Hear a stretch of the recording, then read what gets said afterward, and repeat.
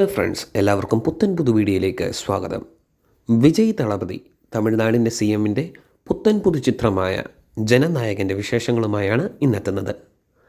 ആദ്യ ദിവസം തന്നെ ചിത്രം 100 കോടിയിൽ കയറിയെന്ന് എല്ലാവർക്കും അറിയാമല്ലോ. ചിത്രം റിലീസാവുന്നതിന് മുമ്പ് തന്നെ 100 കോടി ക്ലബിൽ കയറി എന്നതാണ് ഇതിൻ്റെ പ്രത്യേകത. തമിഴ്നാടിൻ്റെ മുഖ്യമന്ത്രിയെയും നമ്മുടെ വിജയ് തളപതിയുടെയും അവസാനത്തെ സിനിമയാണ് ജനനായകൻ.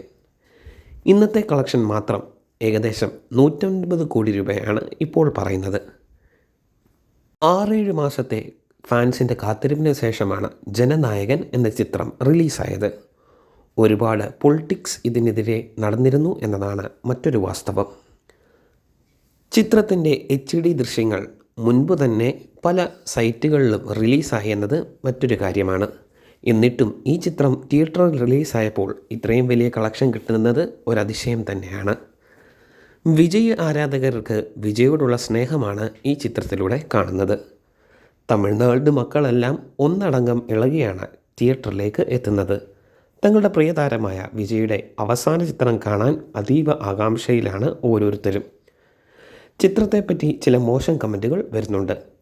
ചിത്രം നല്ലതാണെങ്കിലും മോശമാണെങ്കിലും തങ്ങളുടെ CMൻ്റെ അവസാന ചിത്രം തിയേറ്ററിൽ തന്നെ പോയി കാണുമെന്നാണ് ഓരോ വിജയ് ആരാധകരും പറയുന്നത്. 6 മാസം മുമ്പാണ് ഈ ചിത്രം റിലീസിന് ഒരുങ്ങിയത്. അപ്പോഴുണ്ടായ രാഷ്ട്രീയ സമ്മർദ്ദങ്ങൾ മൂലവും ചിത്രത്തിൽ സംസാരിക്കുന്ന വിഷയങ്ങളെ ഭയന്നും മറ്റു പാർട്ടിയിലുള്ളവരും മറ്റു സമൂഹത്തിലുള്ളവരും ചിത്രത്തിൻ്റെ റിലീസ് തടയുകയായിരുന്നു. അതിനെ തുടർന്ന് ചിത്രം ഇൻ്റർനെറ്റ് സൈറ്റുകളിൽ ഇവർ പ്രദർശിപ്പിക്കുകയായിരുന്നു എന്നാണ് പറയപ്പെടുന്നത്.